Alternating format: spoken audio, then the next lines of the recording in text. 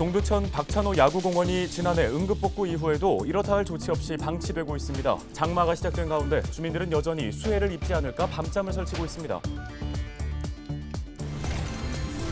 경기도가 장마철 안전사고를 막기 위해 공사 중인 26개의 택지와 공공주택지구를 대상으로 현장 점검을 벌여 97건의 지적사항을 발견해 예방조치했습니다. 경기도지사직 인수위원회가 김동연 당선인의 정책 공약에 대한 여론조사를 실시합니다. 인수위는 조사 결과를 조정에 반영할 계획입니다. 임대차 보호법이 개정된 지 2년을 앞두고 분쟁이 곳곳에서 발생해 논란이 되고 있습니다. 어떻게 분쟁을 피할 수 있을지 알아보겠습니다.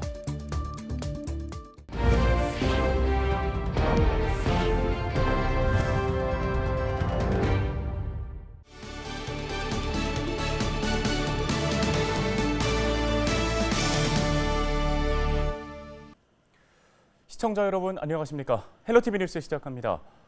지난해 동두천 박찬호 야구공원 공사장의 수해 위험성을 보도한 이후 응급복구가 진행됐었죠. 1년이 지난 지금 어떻게 변해 있을까요? 응급복구 이후 공사장은 이렇다 할 조치 없이 방치되면서 주민들은 여전히 수해를 입지 않을까 밤잠을 설치고 있습니다. 이제 장마가 시작됐는데 걱정입니다. 김호 기자가 현장 취재했습니다. 지난해 6월 수해 피해가 난 박찬호 야구공원 공사장에 대한 응급 복구가 진행됐습니다. 빗물로 패어진 절개지는 흙으로 메어지고 굴러내려온 돌들은 하나씩 정리됐습니다. 1년이 지난 지금 응급 복구 현장은 어떻게 바뀌었을까? 토사 유출을 막기 위한 안전장치는 천 덮개와 그물이 전부입니다.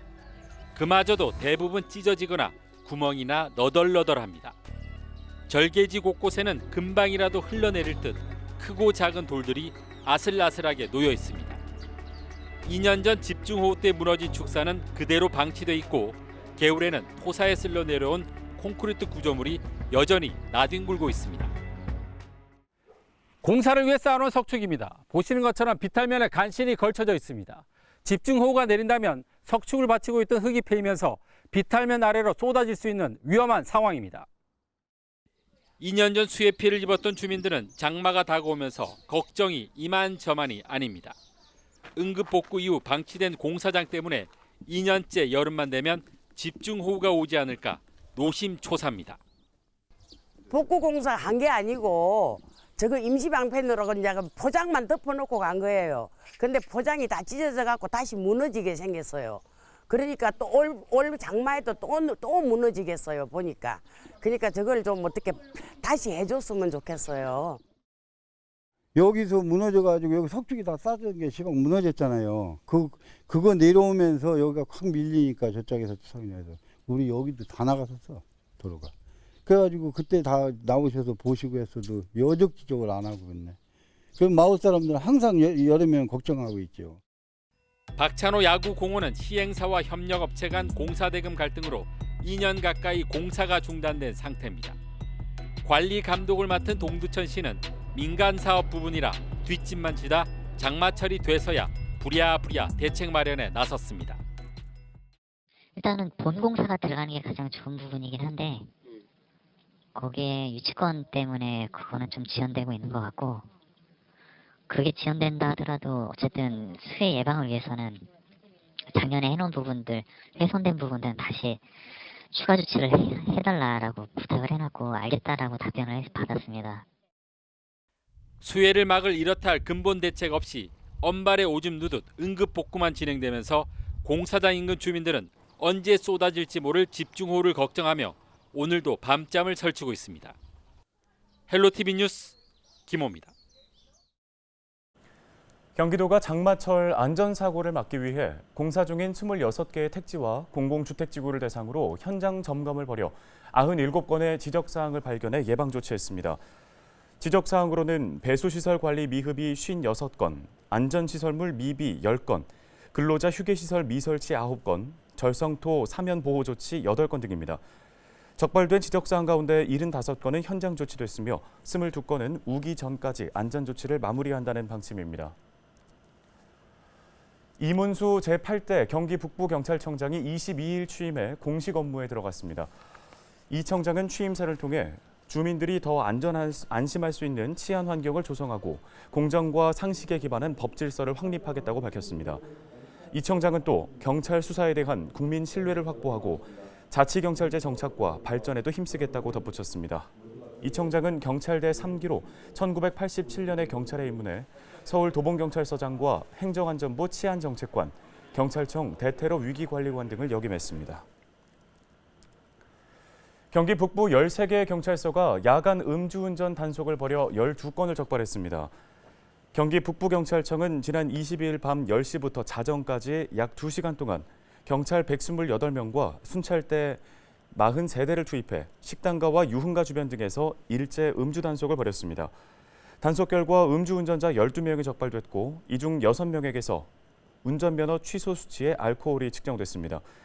경기 북부경찰청은 경찰서별로 주야 구분 없는 상시 단속을 하고 음주 단속 장소를 예측할 수 없도록 20-30분 단위로 이동하는 스팟식 단속을 강화하겠다고 밝혔습니다.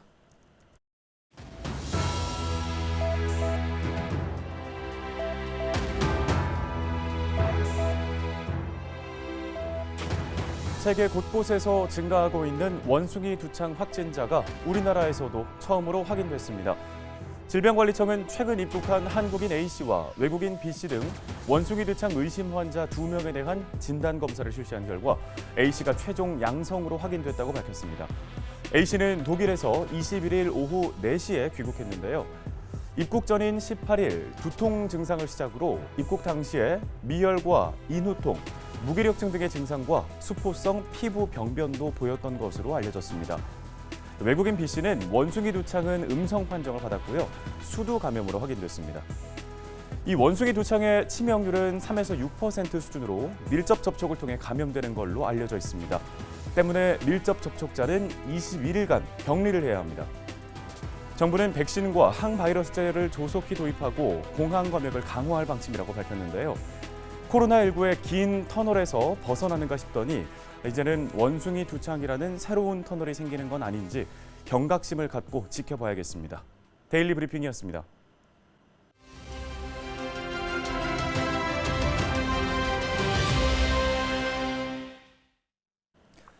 전월세 신고제와 전월세 상한제 등을 핵심으로 하는 주택임대차보호법 개정안이 개정된 지 2년을 앞두고 분쟁이 곳곳에서 발생해 논란이 되고 있습니다. 관련 분쟁들과 여러 가지 궁금증에 대한 해법 들어보도록 하겠습니다. 함철성 변호사 연결돼 있습니다. 안녕하십니까? 네, 안녕하세요. 남양주 소재 법률사무소 서준 함철성 변호사입니다. 네, 이 계약갱신 청구권 기간 만료가 가까워져 오면서 집주인들의 전세금 증액 요구 소식이 속속 들려오고 있습니다. 세입자들 입장에서는 좀 불안할 수밖에 없는데 계약갱신 청구권에 관해서 먼저 설명 부탁드립니다.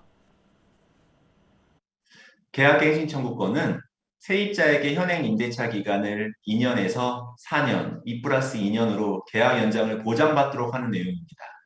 계약갱신 요구권은 임차인이 희망하는 경우 1회 계약갱신을 청구할 수 있는 권리로 임차인의 안심 거주 기간이 2년 더 늘어나게 됩니다.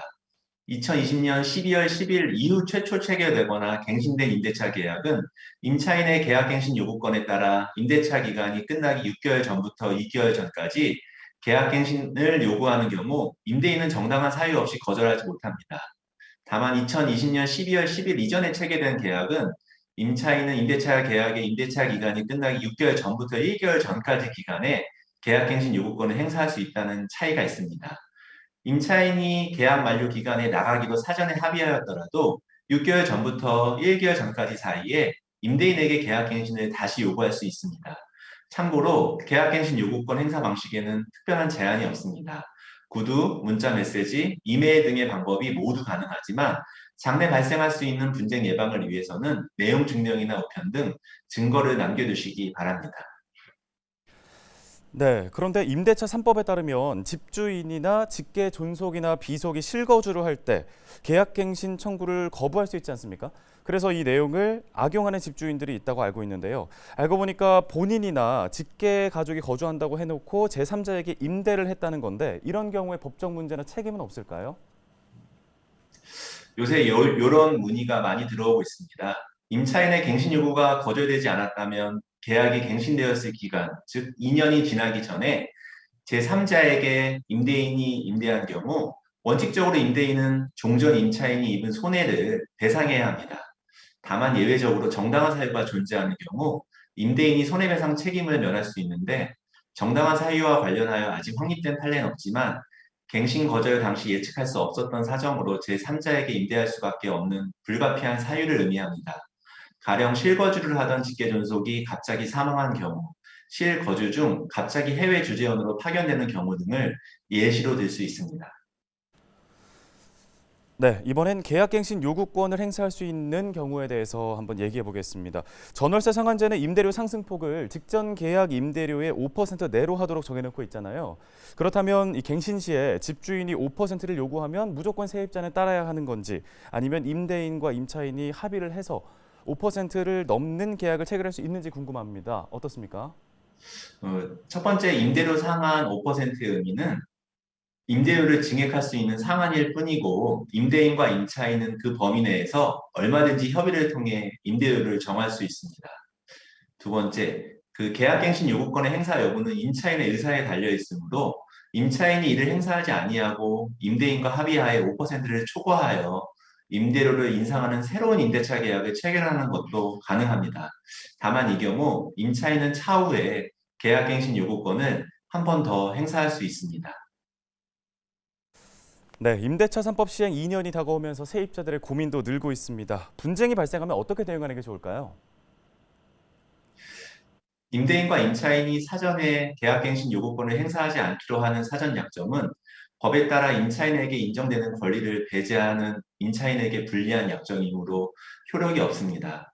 이와 같이 임차인에게 일방적으로 불리한 내용은 법에 의하여 무효로 판단되고 있으므로 임차인 여러분은 분쟁이 발생할 경우 법률 전문가의 조언을 받아 시의적절하게 대응하시기를 조언해 드립니다. 네, 알겠습니다. 오늘 관련 말씀은 여기까지 듣겠습니다. 함철성 변호사였습니다.